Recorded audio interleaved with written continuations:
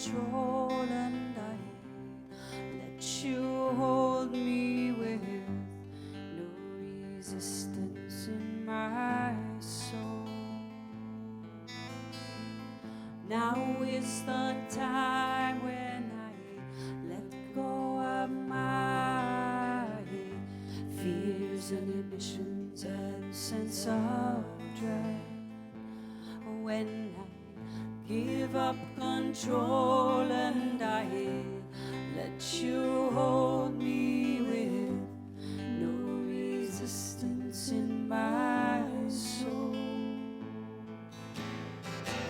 This is the day when I throw it all away to the fire of the all-loving one. Oh, now I have just what I need to be free, to feel who I really am. This is the day when I throw it all away to the fire of the all-loving one. Oh, now I have just what I need to be free, to feel who I really am. Here is the place where I fall into grace and release into the sweetness of your love. I surrender, I remember the light and the beauty that I am. Here is the place where I fall into grace and release into the sweetness of your love. I surrender, I remember the light and the beauty that I am. This is the day when I throw it all away into the fire of the all-loving one. Oh, now I have just what I need to be free, to feel who I really am. Sing along if you know it. This is the day when I throw it all away to the fire of the all-loving one. Oh, now I have just what I need to be free, to feel who I really am. Loka samasta sukino bhavantu. Loka samasta sukino bhavantu. May all be peace be happy.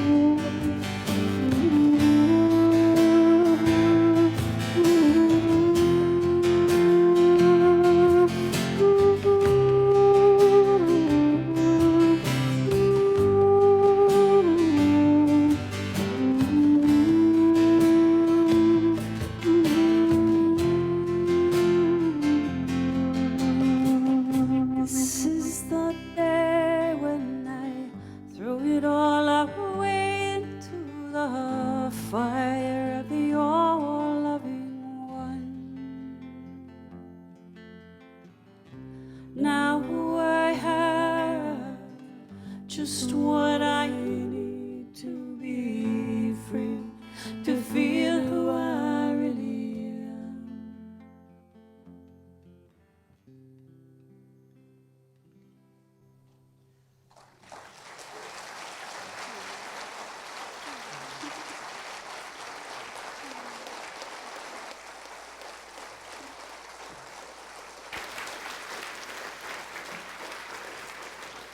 Thank you very much, Jaya Lakshmi and Ananda Yogaji. I've got somebody speaking in my ear at the same time. I was going to do a demonstration and I couldn't say what I had to say. I have to take this off now.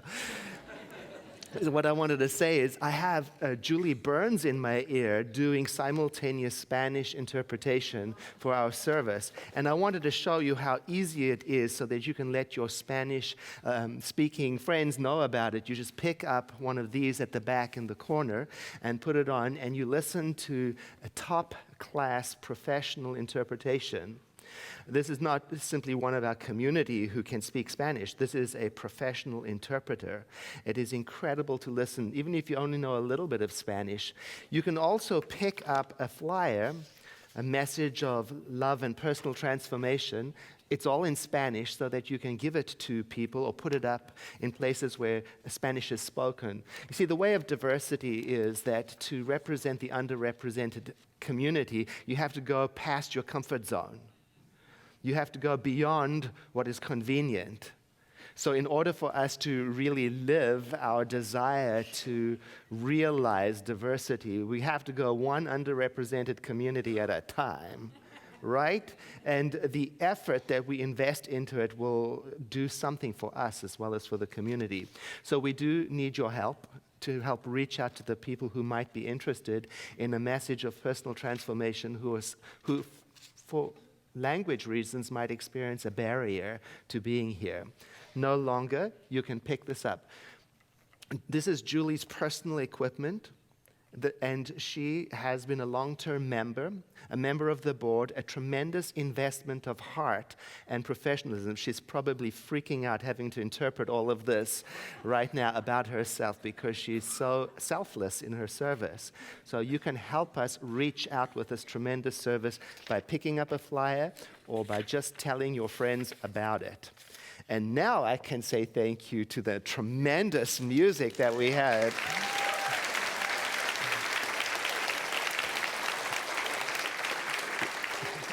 What a beautiful setup for our theme this month, which is wholeness, and our topic today, which is the eternal soul. The topic is based on a statement that comes from our teaching, The Science of Mind, and it goes like this, and I invite you to read it with me. We believe in the eternality, the immortality, and the continuity of the individual soul forever and ever expanding. There are some very important ideas in that statement when it comes to the exploration of wholeness. Eternal, immortal, continuous, continual. It means that there is no time when the immortal did not exist, and there is no time when it will cease to exist. It means that there is no place where the omnipresent one is absent. It means that wherever I am, in whatever space I find myself, in whatever time zone, whatever the location is that I am in, I remain in the middle of the everywhere present one. Just like it says in the Psalms, whither shall I go from thy spirit? Or whither shall I flee from thy presence? If I ascend up into heaven, thou art there. If I make my bed in hell, behold, thou art there. If I stay here or if I go there, I'm always in the same place, in the middle, in the heart, in the center of the eternal one. So even though the landscape may change, and some lands are amazing and others can be frightening, even so, there is no place that I can go where it is possible for me to step outside of the presence of the soul of the universe. There is no time that I can visit where the Eternal One is missing. It means that the soul of the universe wasn't born, and it doesn't know death.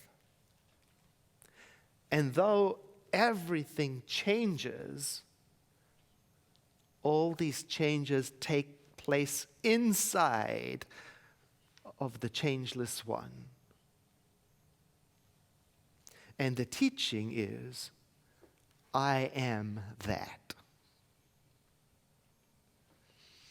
Oh, it causes a person to think and to inquire and to consider. Though I was born in this flesh, was not myself already here? And even though my body shall die, will not myself stay where it is, in the home of the Eternal One? If I am here, or if I am there, or if I am now, or if I am when, am I not forever at home? And as I move from change to change, it seems to be that I continue to grow in awareness of what I am and who I am, and I call that forever and ever expanding, never exhausting the possibilities of what can be, never stuck, never stalled, never stagnant, never ending. And that is a change in perspective from how I was raised to think about myself. And that helps me to deal with my world. It helps me to drop anxious thoughts and to be here right now with what is before me, and to really see everything that is temporary and finite and delicate, and love it all, cherish it for what it is, and hold it like this planet, like this body, like this center, like nature, like these times we are in, like our families, like this nation. In the recommended reading for November, this beautiful book, Through the Flames, author Alan Locus, he tells the story of surviving a deadly plane crash and disfiguring burns, and the profound spiritual transformation that the experience brought into his life. He tells the story of the incredible resilience of the human spirit to make the journey to return to wholeness, and how through that journey he came to appreciate his inner life and to listen to that which is lasting, and to care about that which really matters. And in the back of the book, there is a little section titled Out of the Flames. It's a series of the ideas, the gems that he shares throughout the book. The ideas, it's a summary of what he came to know as a result of coming through this healing experience into wholeness. Ideas such as this one, and I invite you to read it with me. You are not alone. Everyone goes through difficult, even unbearable times. You know, when I read that, oh, the power of it just touched me right in my heart, because it is often the case that difficult times Unbearable times can cause a person to be forgetful of their eternal, immortal, and continuous self. He talks about that, about what happens to us when we're going through difficult times, especially when physical pain is involved, and how easy it is to feel alone, and how easy it is to forget our essential spiritual nature, and how easy it is to forget to be grateful for what is working well at the same time as the difficulty. Because pain will do that. It can be so compelling, it can be all-consuming, and it can take a person and drop them into the depths of bleakness. And he talks about how important it is to resist that pull.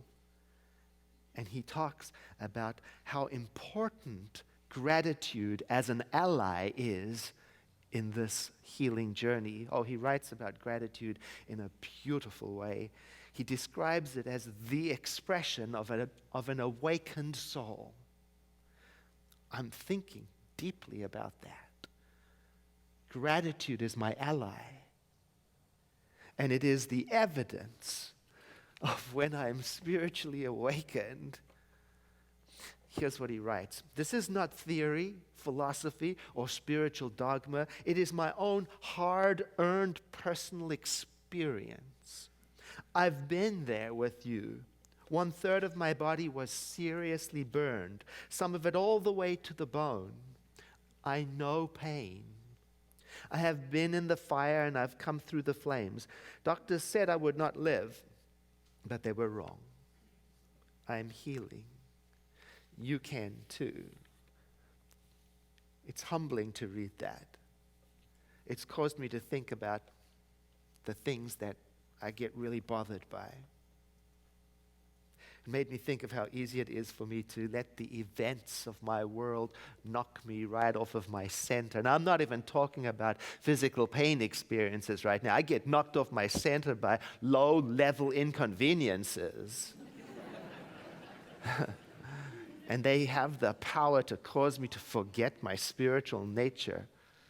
And when I'm off my center and I'm focused on the challenges, it's really easy for me to take my blessings for granted and to forget the bigger picture.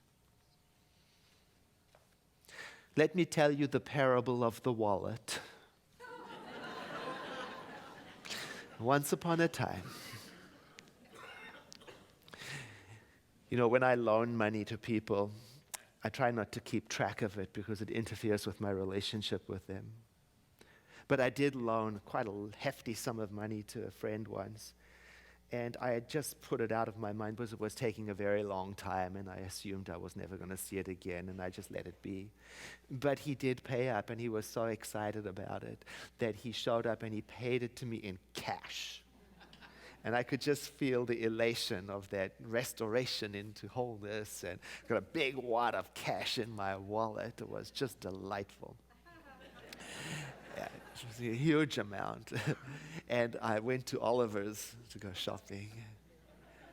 And I left it there. So 1 minute in heaven, and the next minute plunged into the depths of hell. As I rushed back, all agitated, to Oliver's and asked to speak to the manager, and he looked at me from his calm center and said, "We have been waiting for you." And he turned over the wallet and was intact with not a penny missing. And he said the person who picked it up in the parking lot didn't want his or her name associated with the return. And back I was in heaven.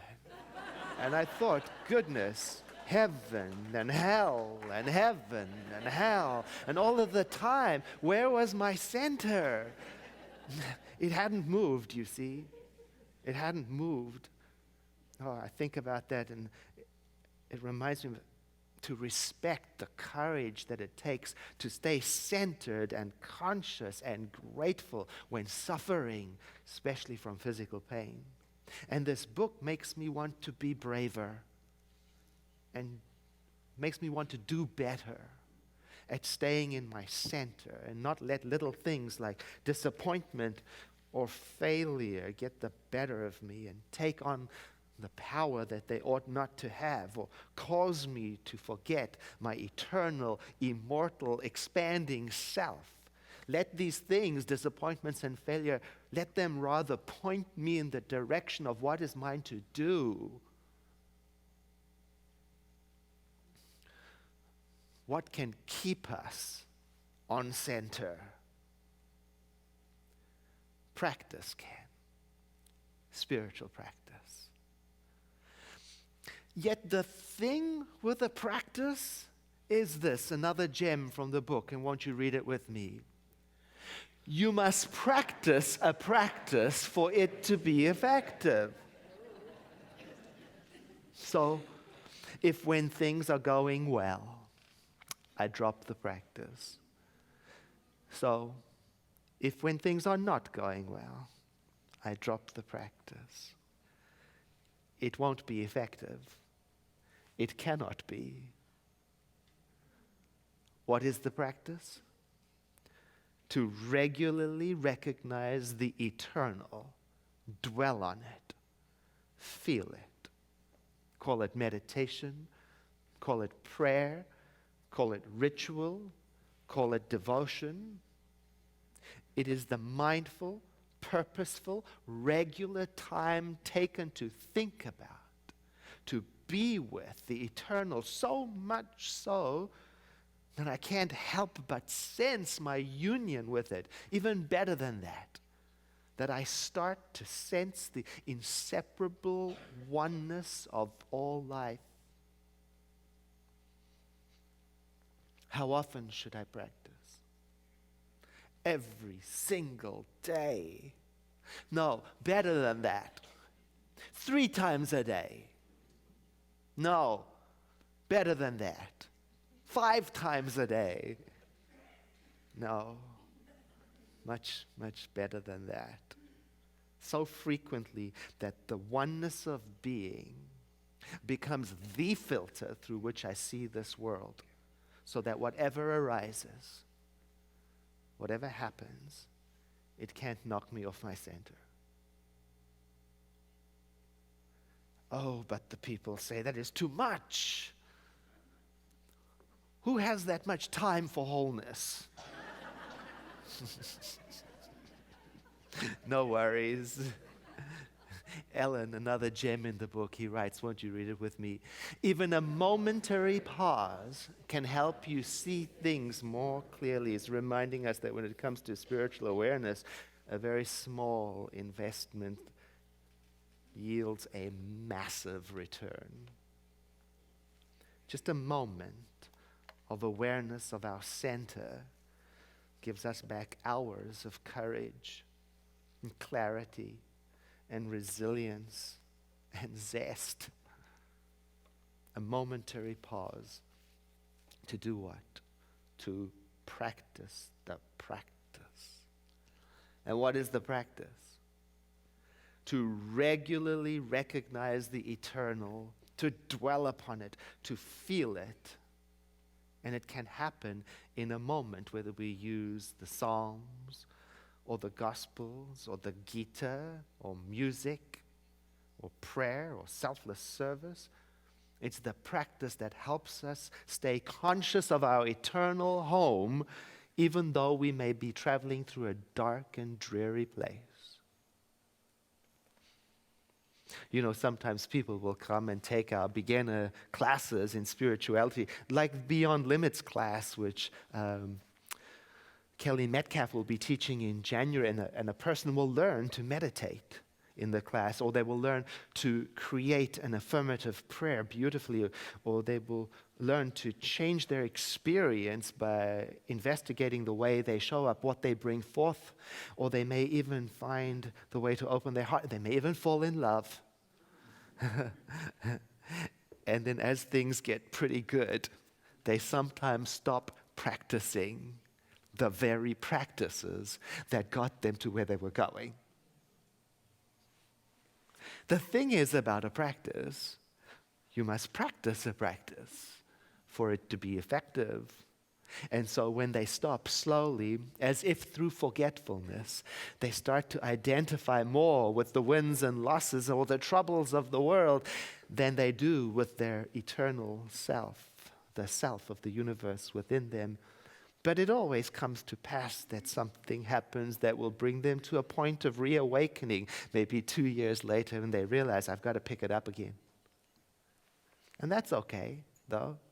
Because don't you know, once we have visited the truth, it becomes easier and easier to travel back to that place. So, if it is a bump in the night that brings you back to practice, that's all right. It's okay if you're out of shape and it's been a while. Just when and if things do get rough, another gem, won't you read it with me? Do not allow yourself to be held captive by your thoughts and emotions. Oh, such a good message for today. Who among you has been held captive lately? Just the one. Also in the last service, only one. You know, I have been. And I want to rise up a bit above that. I want to rise and meet my world, and yet I want to be in my right mind when I do it. So I know I have to practice the practice. And what is the practice? To regularly recognize the eternal self of the universe and dwell upon it and think about it and feel it and listen to it. A practice which will inevitably lead to this awareness which cannot be explained. One that Alan has in his book. Read it with me. In reality, there is no duality. Oh, if I am practicing regularly, I'm going to stumble on that. I will meet that. And it's going to be more and more difficult for me to be knocked from my center. It's going to be more and more difficult for me to be tempted into mental warfare. It's going to become more and more difficult for me to make exceptions and to tell myself, oh, look here. I have found a place where it is okay to hate.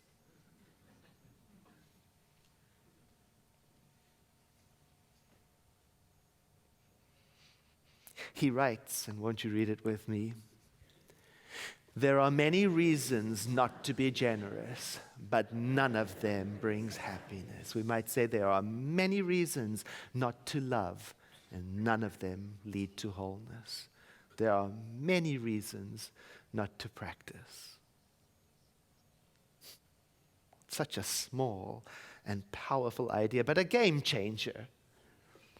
One that leads to the bottom line, which is this possibly. So, live life as the person you want to be. I don't know where I first encountered the idea, but I think it was a friend of mine who was going through a divorce. It was quite a bitter separation. And he visited a particularly wise therapist who said to him, look, when this whole thing is over, you want to be able to look back in time at how you showed up through it, and you want to feel proud of the person that you were as you traveled through it. I've never forgotten that. Proud of the person that I am, guided by the self of the universe within. Which is why I want to invite you this week to join me in considering who you are. I invite you to think regularly of the eternal in you and imagine that there is no time when it did not exist, that there is no place where it is not present. Imagine this week that whatever you are doing, wherever you are, whatever the time or location is, that you remain in the middle of the omnipresent one. If you stay here or if you go there, always in the same place, in the middle, in the heart, in the center of the omnipresent one. And even though the landscape may change, all changes take place within the changeless one. And even as you move from change to change, consider your growth in awareness of who you are. And even as you expand, never exhausting the possibilities of what may be known by you. Never stuck. Never stalled. Never stagnant. Never ending. Always free to appreciate your inner life. Always free to listen to what is lasting. Always free to care about that which truly matters.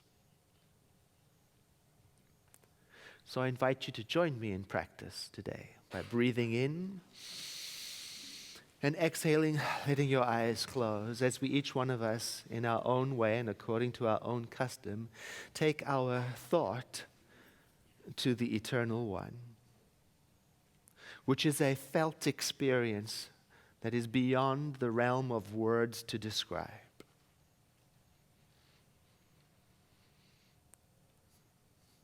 And yet we use words to point to that felt experience.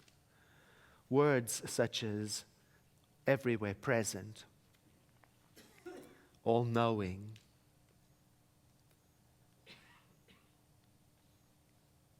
innermost, highest, eternal love.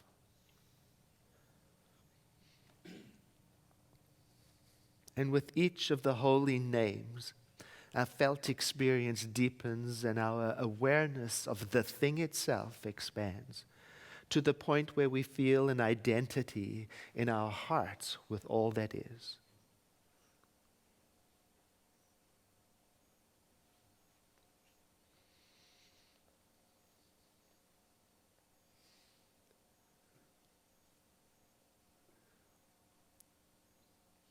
And this identity that we feel, this union, is what connects us to each other and to all life, and even beyond all the life on this planet, to all being.